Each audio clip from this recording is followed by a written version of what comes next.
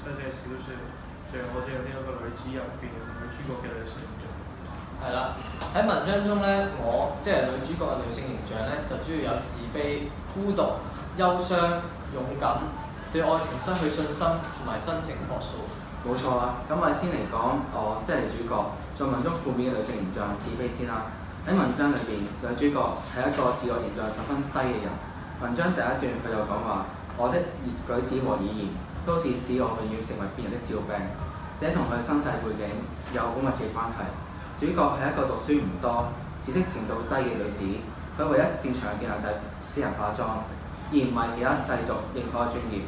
因此佢自己都講到，在這個狼吞虎咽呢個強勢世界上，我有什麼能力去和別啲人競爭呢？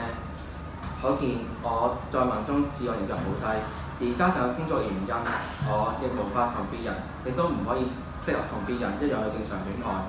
可見女主角無論喺身世或命運上都十分自卑。係啦，咁而喺另外一方面咧，女主角亦都係一個好孤獨嘅人。由於女主角從事住一個好特殊嘅職業啦，呢個職業咧就令到周圍嘅人都對佢咧係拒而遠之嘅。咁文中佢亦都講過，即使我的手是溫暖的，我的眼睛是會流淚的，我的心是熱的，但係周圍嘅人咧並不會回顧啦，而係喺佢哋眼中咧，佢嘅手已經變成冰冷。咁原本適合懷抱新生嬰兒嘅手咧，亦都成為咗接觸骷髏嘅白骨。咁加上呢個工作咧，本身就係同死亡啦、寂寞咧係令佢哋咁接觸嘅。咁咧佢就顯得十分之孤獨啦，而且孤獨之餘又十分無助。咁加上主角嘅性格咧係沉默寡言啦，同埋唔識得表達。當佢將自己嘅職業就話俾其他人知嘅時候咧，佢就差唔多咧係失去晒所有嘅朋友啦，因為佢喺人哋嘅心目中咧就已經係一個恐怖嘅幽靈。咁佢冇朋友，而佢嘅父母亦都好早就逝世咗，冇人可以接受到佢，亦都冇人可以理解到佢。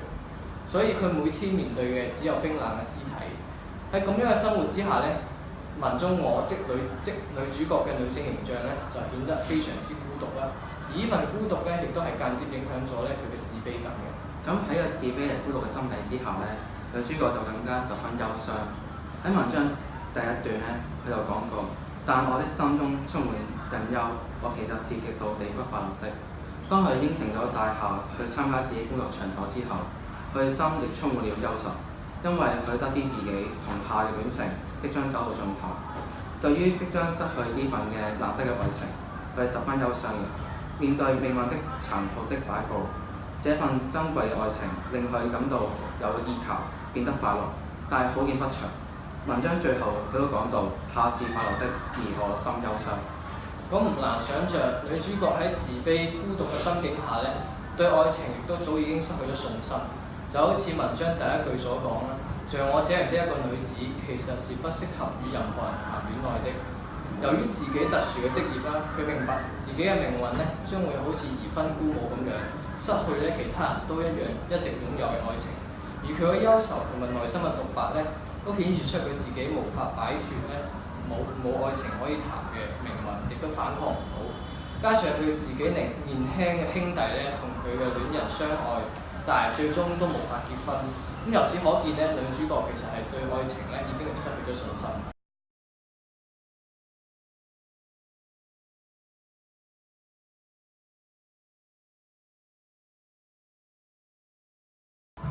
雖然女主角部分女性形象咧係十分負面啦，但係其實女主角咧亦都有唔少正面嘅女性形象。咁其中一點咧就係勇敢同埋堅強。喺文中，我即係女主角啦，係唔害怕屍體啦，亦都唔害怕死亡嘅。咁正因為如此，兒分姑母咧先會將死人化妝呢個專長咧係傳授俾女主角。因為咧女主角都講過，我不是一個膽強的人。咁即使喺生活上佢遇到好多冷漠、孤獨、寂寞，但係佢並冇咧因此而變得懦弱，而係繼續堅定、安靜嘅去做佢嘅工作。佢有自己嘅追求同埋信念，就係為嗰啲失去咗生命嘅人咧，喺最後嘅時刻顯得心平氣和啦，同埋溫柔，給予他們咧安慰嘅。咁當佢知道自己嘅弟弟咧係自殺咗嘅時候咧，佢都認為呢個係一種極度懦弱嘅行為啦。而佢亦都感慨到喺長長嘅一生，點解就要對命運低頭呢？咁可見咧，女主角即係我喺命運嘅種種挑戰之下咧，依然係勇敢堅強嘅地工作啦，同埋生存。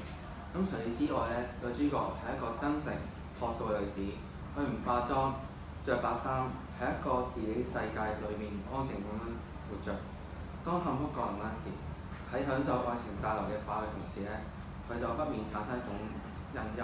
呢種隱憂係一種必要嘅隱憂啦，因為佢係一個真誠嘅女子，對愛情誠實忠貞，唔會隱瞞，亦都無必要隱瞞。如果因為佢嘅誠實而喪失咗愛情，佢認為呢個證明咗下並唔係愛佢，唔係真愛。真愛係唔會懼怕嘅，因為害怕死亡而離棄愛人嘅話，咁就唔係真愛啦。正如佢嘅媽媽咁樣，佢嫁俾一個做死人化妝嘅父親。女主角自己都十分討厭掩飾自己嘅人，好似有啲天方百計掩飾失去咗貞節同埋推長年齡嘅女子，都係佢所鄙視嘅。由此可見，女主角本人係一個十分真誠忠貞嘅女子。經過兩位嘅分析，我哋可以得出女主角嘅個女性形象係自卑、孤獨、憂傷、對愛情失去信心、勇敢、真誠同埋樸素。